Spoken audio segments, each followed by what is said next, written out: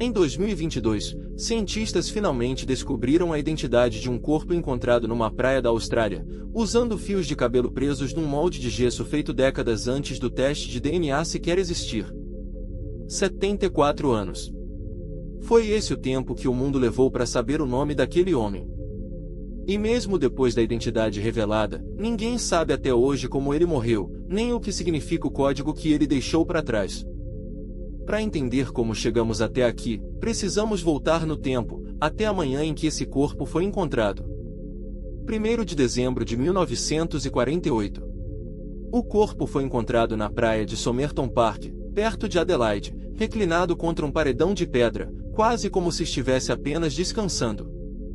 Vestia um terno bem cortado. Mas todas as etiquetas de identificação tinham sido cuidadosamente removidas de cada peça de roupa. Nos bolsos, um maço de cigarros, um pente, chicletes, e passagens de ônibus e trem, nunca usadas. Nenhuma carteira. Nenhum dinheiro relevante. Nenhuma testemunha que soubesse dizer quem era aquele homem ou de onde ele tinha vindo. A causa da morte também não fez sentido, nenhum ferimento, nenhum sinal claro de violência, mas exames sugeriram um possível envenenamento, nunca confirmado com certeza. Os médicos suspeitaram de um veneno chamado digitalis, capaz de matar sem deixar rastros claros nos exames disponíveis naquela época, mas nunca conseguiram provar isso. A polícia comparou o corpo com centenas de registros de pessoas desaparecidas pela Austrália inteira. Nenhuma combinação. Nenhuma família reclamou o corpo. Meses depois, um patologista reexaminando as roupas encontrou algo que passou despercebido, um bolso secreto, minúsculo, costurado dentro da calça. Dentro dele, um pequeno pedaço de papel enrolado, com 2 palavras impressas, Tamam Shud. Em persa, a expressão significa "está terminado", e são as últimas palavras do Rubaiyat, um livro de poemas do século XI escrito por Omar Khayyam. O pedaço de papel tinha sido arrancado de um exemplar exato daquele livro. E a polícia precisava encontrar esse exemplar específico.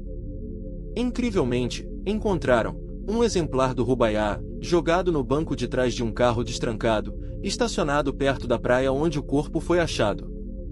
Dentro daquele exemplar do livro havia algo ainda mais estranho, 5 linhas de letras escritas à mão, fracas, quase apagadas, um código que ninguém nunca conseguiu decifrar.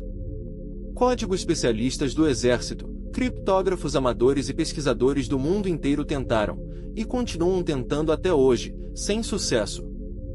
No mesmo livro, havia também um número de telefone, riscado a lápis, que levou a polícia até uma enfermeira que morava perto dali.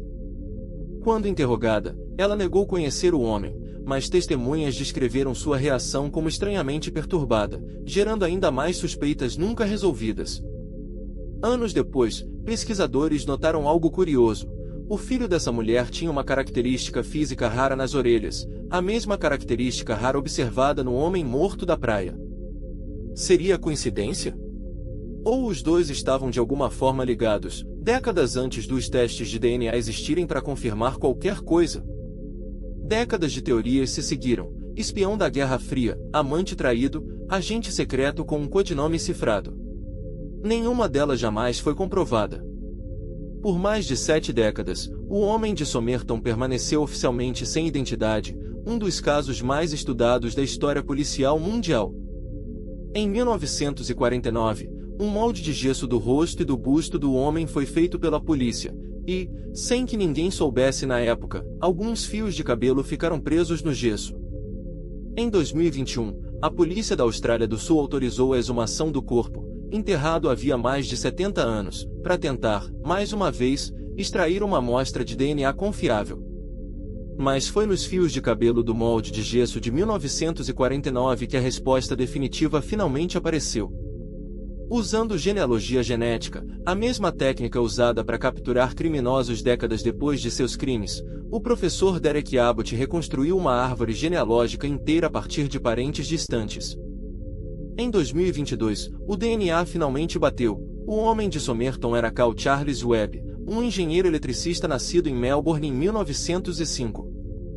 Segundo os pesquisadores, Webb gostava de poesia e até escrevia seus próprios versos, o que, pela primeira vez, dava algum sentido ao bilhete do Rubaiyat encontrado com ele. Depois de 74 anos, finalmente sabemos quem era o homem. Mas o motivo da morte dele, o significado do código, e o porquê de ele estar naquela praia continuam completamente sem resposta. O código de 5 linhas segue lá, intacto, esperando alguém que consiga finalmente decifrá-lo. Talvez você seja essa pessoa. Ou talvez esse seja um mistério que a humanidade nunca esteja destinada a resolver por completo.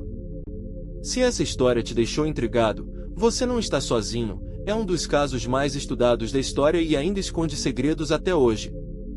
Deixa aqui nos comentários, você arriscaria tentar decifrar o código do Homem de Somerton? Se você gosta de mistérios reais e bizarros como esse, se inscreve no canal e ativa o sininho, toda semana tem uma história nova esperando por você.